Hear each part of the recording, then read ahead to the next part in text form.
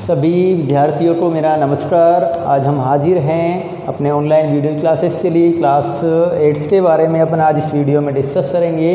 Class 8th में अब अपना जो सिलेबस आया है वो NCERT सिलेबस आ चुका है। तो अब हमें जो डिस्कस करना है इस NCERT सिलेबस के ऊपर करना है। तो NCERT की जो बुक है उसका हमारा जो 3rd लेसन है उसके बारे में हम डिस्कस करते हैं, जो कि चतुर्भुजों को समझना। चतुर्भुजों के बारे में आप आज पहले भी हम बहुत कुछ पढ़ चुके हैं, इनको हम आसानी से समझेंगे। लेकिन चतुर्भुजों से भी पहले हम जानेंगे बहुभुज के बारे में। ये बहुभुज क्या होते हैं हम उनके बारे में जानेंगे। तो हम स्टार्टिंग करते हैं इस टॉपिक के ऊपर। बहुभुज, बहुभुज क्या होता है? यानी कि 3 या अधिक, 3 या अधिक भुजाओं से, 3 या अधिक भुजाओं से बनी बंद आकृति, 3 या अधिक भुजाओं से बनी बंद आकृति को बहुभुज कहते हैं। बहु मतलब बहुत सारी, भुज मतलब भुजाओं वाला, बहुत सारी भुजाओं वाला, उसे क्या कहेंगे हम? बहुभुज कहते हैं। तो सबसे छोटा जो बहुभुज है उसमें कम से कम 3 भुजाएं होंगी उसे बंद आकृति बनाने के लिए, फिर 4 भुजाएं होंगी उसमें, फिर 5 भुजाएं होंगी उसमें, फिर इसी तरह 6 भुजाएं भी हो सकती हैं। इस तरह से जो हम आकृति बनाते जा रहे हैं उन सभी को हम क्या कहेंगे? बहुभुज कहेंगे। इस तरह की आकृति वाले भी हो सकते हैं, 2, 3, 4, 5, 6, 7। ये सभी आकृतियाँ हमारी क्या कहलाती है? बहुभुज कहलाती हैं। तो बहुभुजों में हम कई सारे प्रकार पढ़ेंगे, बहुभुजों की आकृति भी जानेंगे कैसी होती हैं। तो उससे आगे हम इनके कुछ नाम पढ़ लेते हैं, कुछ आकृतियों को जान लेते हैं कि बहुभुज क्या कहलाते हैं, कितने नाम होते हैं बहुभुजों के, सभी नामों को हम जानते हैं। तो इधर एक टेबल पढ़ते हैं उसमें, जिसमें भुजाओं की संख्या पढ़ेंगे हम। भुजाओं की संख्या के आधार पर उनके नाम क्या क्या होंगे, संख्या, उधर उसका लिखेंगे हम नाम, और यहाँ समझेंगे उसकी आकृति कैसी होती है। क्लियर? तो पहला जो बहुभुज होता है हमारा सबसे छोटा, उसमें भुजाएं होती हैं 3। उसका जो नाम होता है वो होता है त्रिभुज। ठीक है? और आकृति सभी त्रिभुज की जानते हैं, इस तरह की आकृति त्रिभुज होती है। क्लियर? उसके बाद दूसरा जो होता है हमारा, उसमें भुजाओं की संख्या होती है 4, नाम होता है चतुर्भुज, और आकृति सभी इसकी भी जानते हैं। इसमें 4 भुजाएं होती है, 4 भुजाओं वाली आकृति को क्या नाम दिया जाता है? चतुर्भुज। तीसरा हम जानते हैं ऐसे ही, जिसमें 5 भुजाएं होती हैं, नाम होता है पंचभुज,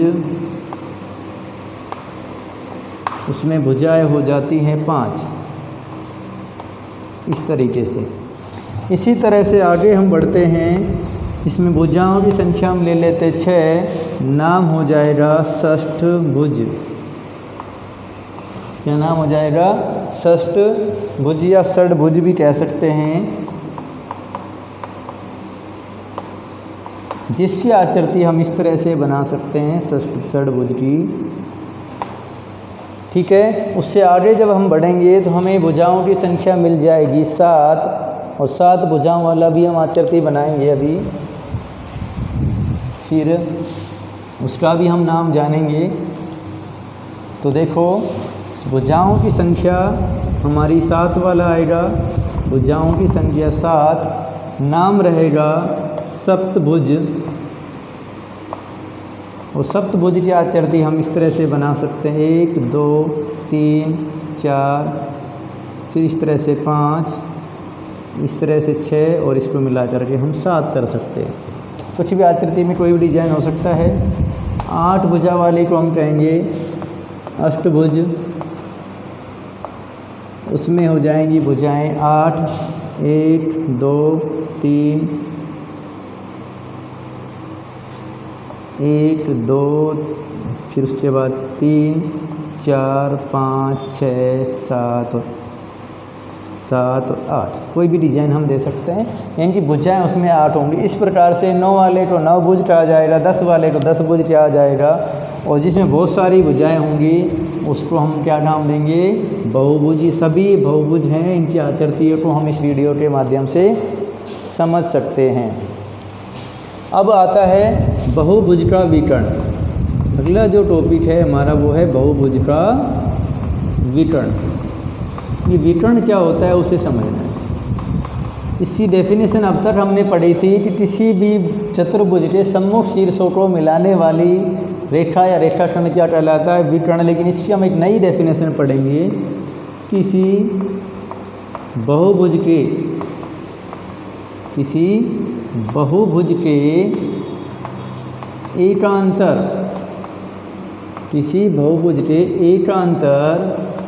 शीर्षों को मिलाने वाला रेखाखंड,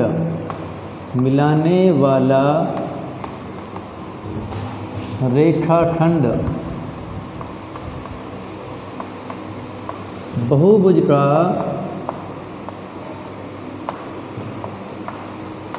विकर्ण कहलाता है। क्लियर। अभी एकांतर शीर्ष क्या होते हैं, हम इसे एक आकृति के माध्यम से समझेंगे। हमने मान लीजिए एक त्रिभुज बनाया, तो त्रिभुज में एकांतर शीर्ष लेंगे, मतलब एक शीर्ष को छोड़कर दूसरा शीर्ष। तो ये हमारा ए था, ये बी था, ये सी था। इसको छोड़ेंगे, इस शीर्ष को लेंगे, इनको मिलाने वाली रेखा तो भुजा ही है। इसमें हमें विकर्ण जो मिलते हैं वो मिलते हैं 0, यानी कि त्रिभुज में कोई विकर्ण नहीं होता। जब हम एक चतुर्भुज की बात करेंगे, चतुर्भुज में 4 शीर्ष हमें मिलते हैं, ए बी सी और डी। जब एकांतर शीर्ष की बात की जाए तो ए के लिए बी को छोड़कर सी एकांतर होगा, तो उन्हें मिलाने वाला रेखाखंड AC होगा। बी के लिए जब बात करेंगे तो सी को छोड़कर डी होगा, तो BD होगा। उसी तरह फिर सेम इसके विकर्ण हम 2 होंगे, 2 से ज़्यादा विकर्ण नहीं खींचे जा सकते। इसी तरह जब हम बात करते हैं पंचभुज की, पंचभुज में जब बढ़ेंगे तो इसके विकर्ण भी हम देखते हैं। इसको नाम दिया ABCDE। तो ए के लिए बात करते हैं, बी को छोड़कर सी इसका एकांतर शीर्ष है तो AC विकर्ण होगा। फिर इसी तरह से ई को छोड़कर DB इसका होगा। तो इस तरह से इसके ए शीर्ष से 2 विकर्ण खींचे जा सकते हैं। इसी तरह बी से बात करेंगे, सी को छोड़कर डी से खींचा जा सकता है और ई को छोड़कर ई से भी खींचा जा सकता है, 2 विकर्ण खींचे जा सकते हैं। सी के लिए ई से एक विकर्ण खींचा जा सकता है और ए से खींचा हुआ है। इस तरह से पंचभुज के जो विकर्ण होते हैं वो कितने होते हैं, 5। तो आप एकांतर शीर्ष समझ पा रहे होंगे, विकर्ण कैसे खींचे जाते हैं वो भी आप समझ पा रहे होंगे। एक शीर्ष, जिस शीर्ष को ले रहे हो उस एकांतर शीर्षों को छोड़कर सभी शीर्षों से मिलाने वाला रेखाखंड उसका बहुभुज का विकर्ण कहलाता है। इस विकर्ण के आधार पर ही हम बहुभुज के प्रकारों के बारे में भी पढ़ेंगे कि किसी बहुभुज में जब विकर्ण खींचा जाएगा तो उस विकर्ण के आधार पर हम उस बहुभुज का प्रकार बताएंगे। अब ये जो बहुभुज होते हैं वो 2 प्रकार के होते हैं। बहुभुज के प्रकार, बहुभुज के प्रकार होते हैं। पहला उत्तल बहुभुज होता है और दूसरा हमारा अवतल बहुभुज होता है। अब उत्तल बहुभुज और अवतल बहुभुज में क्या अंतर है उसके बारे में हम इनकी परिभाषा से समझेंगे। उत्तल बहुभुज और अवतल बहुभुज। फिर उत्तल बहुभुज की पहचान क्या होगी, उत्तल बहुभुज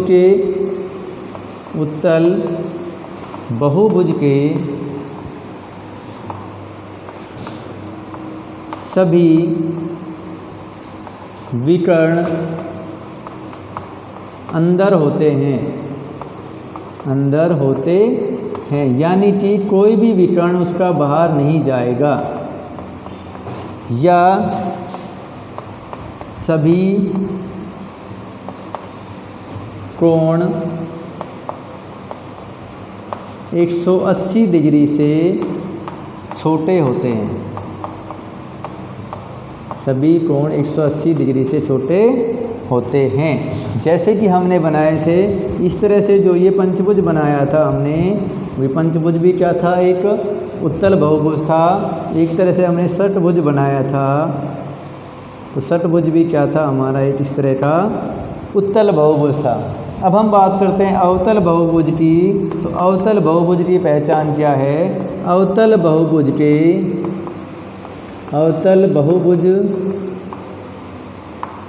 का कम से कम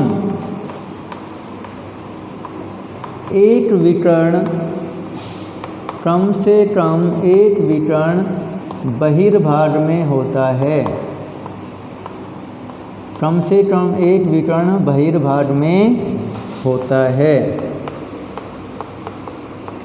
या ये कहें, या कम से कम एक कोण 180 डिग्री से बड़ा होता है। तो हम उत्तल और अवतल की पहचान साथ साथ में समझ पा रहे हैं। जैसे हमने बनाया, देखिए एक आकृति हम कुछ इस तरह से बना रहे हैं। ये जो आकृति है ये हमारी बहुभुज तो है, देखो एक भुजा, दो भुजा, 3 4 5 6 षटभुज है आकृति, लेकिन ये हमारा उत्तल बहुभुज नहीं है, ये है अवतल बहुभुज। क्योंकि जब इसका ABCDEF दो एकांतर शीर्ष बी सी को छोड़कर डी को जब मिलाते हैं तो विकर्ण कहाँ पर आ रहा है? एक बहिर्भाग में आ रहा है। तो ये बहुभुज हमारा अवतल बहुभुज होगा। साथ में कोण देखते हैं, 180 डिग्री से छोटा, 180 डिग्री से छोटा, 180 डिग्री छोटा छोटा छोटा, लेकिन ये वाला जो कोण है वो 180 डिग्री से बड़ा कोण है, ये वाला कोण। इसलिए इसकी पहचान हम यहाँ से भी कर सकते हैं। तो अवतल बहुभुज की पहचान है कि उसका कम से कम एक विकर्ण बहिर्भाग में होगा, या फिर उसका कम से कम एक कोण 180 डिग्री से बड़ा होगा, एक से अधिक भी हो सकते हैं। तो ये हमारी उत्तल बहुभुज और अवतल बहुभुज की पहचान थी। क्लियर?